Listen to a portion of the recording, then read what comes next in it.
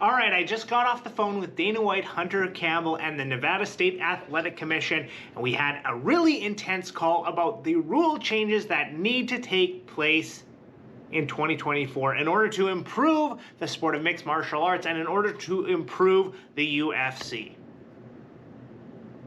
Of course, he needed my opinion. My opinion matters the most with my 115 YouTube subscribers and my dozens of other followers on various other social media accounts. That is why they called me. I'm kidding, of course. But these are a few of the things that need to change when it comes to the UFC's rule set and the UFC's policies. This needs to get done because I know for a fact you guys out there and me both think some of these things are ridiculous. There are 3 in particular. I am going to outline them all in this video. Let me know in the comments some of the things that you think need to be changed when it comes to the UFC and the rules. What's up, everybody? Welcome back to Ultimate Punching, and Happy New Year to each and every one of you. Hope you guys have some great plans for the new year. I know I do. But we are going to be talking about some of the changes that need to happen to the UFC. I'm going to be getting into that in just a moment, but if you wouldn't mind, please hit that like button and hit that subscribe button. Helps with the algorithm, helps me grow the channel. And the first thing that drives me absolutely crazy is the constant quest for double champs. There needs to be some policy or some set of rules in place before you go up and challenge for double champ status. For example, if we look at Alexander Volkanovski, he beat almost everybody in his division that there was to beat more than once before he went up and challenged Islam Makhachev for the lightweight belt. And so this needs to be stated as a policy that you as a champion are not allowed to go up and challenge in another weight division unless 2 things occur. Either one, you defend the belt 3 to 4 times. You beat at least 3 or 4 people in the top 5.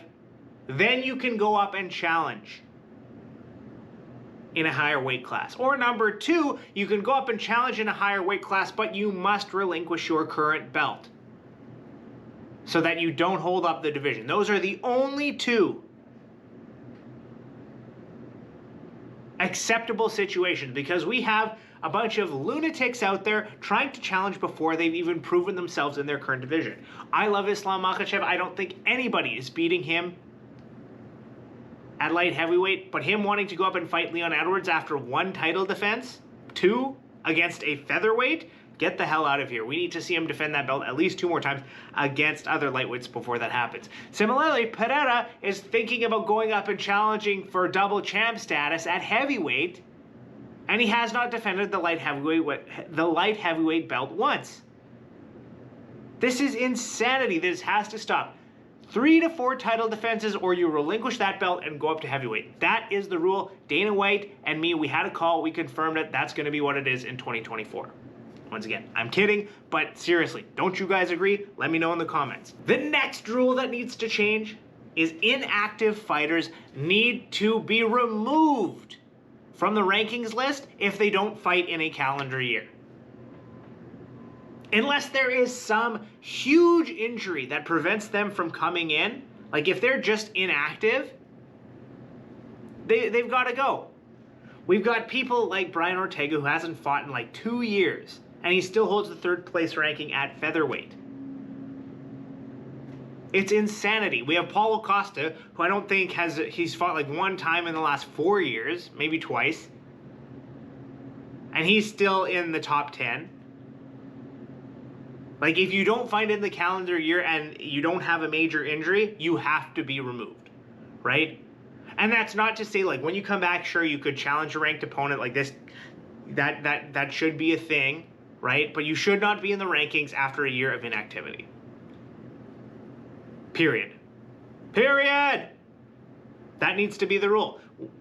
We're going to do this. We're going to fix this problem. Number 3, fouls. Fouls need to be dealt with more harshly in combat sports. The unlimited amount of warnings people basically get in each round before they get a point taken away is nuts. There needs to be like a 3-strike rule. I would be even harsher. I'd say like 2 fouls of any kind and you get a point deduction, right? Because it impedes your opponent's ability. And maybe you could kick his ass either way, but you know, like any combination of fouls needs to lead to a point deduction, right? So if you do a nut shot, warning, right? If you do an eye poke, warning. If you do a fence grab, warning. If it's one of them in the round, sure, right? But as soon as you do like 1 eye poke, 1 fence grab, and 1 nut shot, you get a point deduction, right? Enough of this. This is a hard warning. This is a stern warning. This is a tertiary warning. Come on, right? It impacts your opponent's ability to perform at their optimal level, period. So I want to see a rule. I want to see fouls be enforced. If you look at every other major sport in the world, even minor things that don't really impact the play. You look at football, holding, 10-yard penalty, offside, 10-yard penalty. Like these little things, you're still getting penalized every single time. In hockey, you know, you get penalized for a bunch of different stuff and it's a 2-minute penalty where you're a man short. Right? You get, you know, you trip on some grass in soccer. You get a free kick. Anyway, my point is there needs to be a stricter enforcement of the fouls in MMA. And I know a lot of you knuckleheads out there are going to be like, oh no, like just let him fight. Listen, if it were, like, there needs to be some enforcement on things like eye pokes, things like groin strikes, and things like fence grabs and grabbing the gloves. That needs to happen. And if you do it more than, like, I would say 2 times. Any 2 fouls in a round gets you a point deduction. That's what I would do. But I'd be like, okay, you know, there's 3 strikes in baseball, so we can do like, you know, 2 warnings and then the next one is a foul or is a point deduction. But I'd like it to be 2. But that needs to be done.